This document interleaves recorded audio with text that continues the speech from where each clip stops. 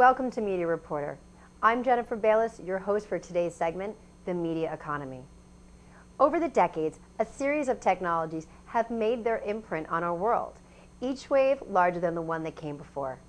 IBM and mainframes solved the computer processing problem for corporations decades ago. Then came Intel and Microsoft, both of which made enormous contributions to the personal computer, giving people a new source of power and independence. However, not since Gutenberg invented the modern printing press over 500 years ago has a new invention empowered people as profoundly as the Internet. The Internet, with its various forms of digital media devices, products, and services, has created unprecedented access to information. Its tentacles have touched practically every industry, dramatically changing business models, revenue streams, as well as everyday human interaction. Whether it's substance or form leading this seismic cultural shift, the emergence of the Internet has led to cultural new bodies of thought and law in media. New media encompasses every digital computer, network, information, and communication technology in our society today.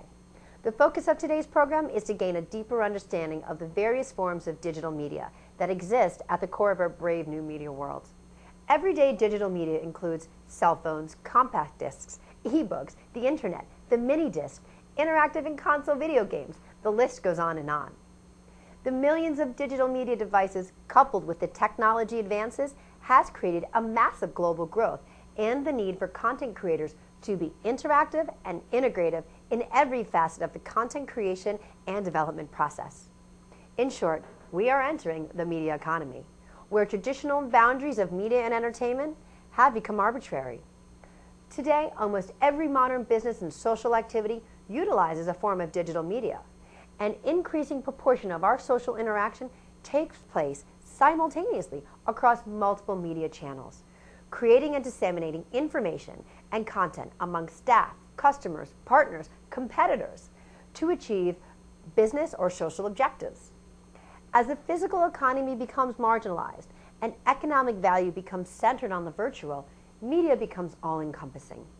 As such, it is critical for all levels of government to understand the value and importance of investing the time, energy, and resources necessary to continue the growth and the development of digital media. It is essential that government bodies provide the adequate support to sustain innovation and keep progress moving forward. I had the opportunity to provide expert testimony before the Connecticut State House of Representatives, where I outlined to the committee members the digital media trends and tried to impress upon them the importance of continuing to provide legislative support for digital media and the entertainment industry as a whole. Let's have a look, shall we? Next on the list, before we open up to some Q&A, we do have someone that would like to make a presentation and give some more input on the status of where we stand and potentials for new business. And I'd like to welcome to the table, if you could, Jennifer Bayles.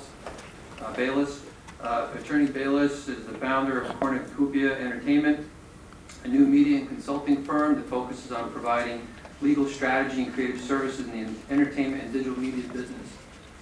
Prior to funding Cornucopia, she has worked at Warner Brothers, NBC Universal, Court TV, and David Shapiro, Lewitt and Hayes, a premier music and entertainment law firm where she specialized in the firm's digital media practice. Jennifer is the chair of the Young Entertainment Lawyers Committee for the Entertainment Arts Sports Law section of the New York State Bar, and is the Legal Eagle host and producer of the New York Law School's Media Reporter, which airs in over 6 million homes in Manhattan, Brooklyn, and the Bronx. She is a graduate of George Washington University in New York Law and is a member of both New York and Connecticut State Bar. And drawing on her firm's digital media toolbox, she works with clients to explore inventive ways to monetize their content through developing creative marketing campaigns and initiatives with strategic content partners and through bridging relationships with key media companies in the television, film, animation, and digital arenas. Jennifer is here today to provide us with some brief overviews and insights as to current trends and their impact on the future growth and development of Connecticut's film, TV, and digital media industry. Again, please welcome Jennifer Bayles. Thank you, Jennifer. We first start off with the fact that content and any business or entity that's buying, selling, absorbing, digesting, or creating content must restructure the way that their business models are done and developed to adapt to the changing face of our nation. The first key trend is personalization. Media is becoming more personalized. Users want control and to be able to enable every possible choice in the who, what, when, wheres, and why of media. There's an increase in expectations, which creates new challenges for advertisers and, in turn, new hurdles to monetization. So we have this expectation increase. We have new hurdles for monetization. And there's also increased media consumption, which is the second point. As media consumption becomes insatiable, this impacts advertisers, and the need to develop new metrics for creating revenue streams has arisen. And so the new metrics will come from technology. And you're going to notice this theme throughout all of the trends and why Connecticut's digital media tax credit is so instrumental and so imperative to the growth and development of the entertainment industry as a whole. A third trend is fragmentation. At the same time we're consuming more media, every existing channel is being fragmented. The internet and the mobile are creating explosions of new channels, and however, audiences are being divided into smaller segments. Production costs are going down because technology is being advanced. So Hollywood is having a conniption because it's getting a lot harder to try and justify $10 to $20 million budgets.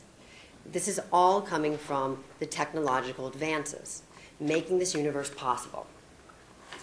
The critical takeaway for Connecticut and why it's relevant to discuss this here today is that the digital media legislation that's been enacted specifically addresses some of the major concerns and issues that are presented to the entertainment industry. With the welcome of Blue Sky Studios and the Clearlight project that just got announced yesterday to be built in Bridgeport, the developments are critical, and they are evidence that the initiative is not only moving forward, but it's being implemented. Connecticut is ahead of the curve, which is a very positive thing for the state as a whole, because the technological developments will create new revenue models. Another trend, trying to address how to create new metrics. What's the value of an eardrum? What's the value of an eyeball? How do you drive traffic? Traffic is new money.